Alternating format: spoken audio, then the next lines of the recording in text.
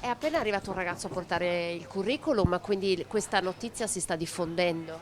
Sì, si sono precipitati a portarmi il curriculum, oltre che cartaceo anche online, ce l'hanno spedito. 28 mail con altrettante candidature solo nella giornata di ieri. La notizia della ricerca di personale al bar Intermezzo, tra gli storici locali aperto dal 1995 che lambiscono la fiera e diverse sedi dell'Università di Padova, ha dato i suoi frutti.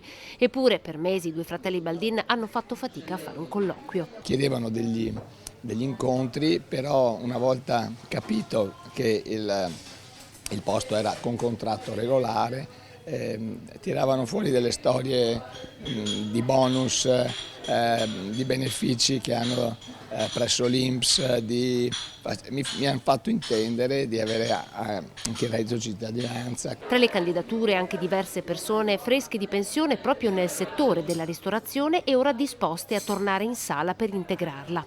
Prima telefonavano, però non si presentava nessuno. La crisi di dipendenti non ce l'abbiamo solo noi, ce l'hanno tutti i colleghi nostri a Padova, ce l'ha il fornaio, ce l'ha l'idraulico, ce l'ha l'elettricista, siamo tutti messi un po' così. I giovani purtroppo fanno fatica a prendersi lavori anche pesanti. Chi sta arrivando nelle ultime ore, dopo che la notizia si è diffusa a macchia d'olio, ha davvero bisogno di lavorare. Noi cerchiamo una persona insomma, che abbia un po' di esperienza, però vedo che arrivano un po' di tutto, anche insomma, di una certa età che ha bisogno di lavorare.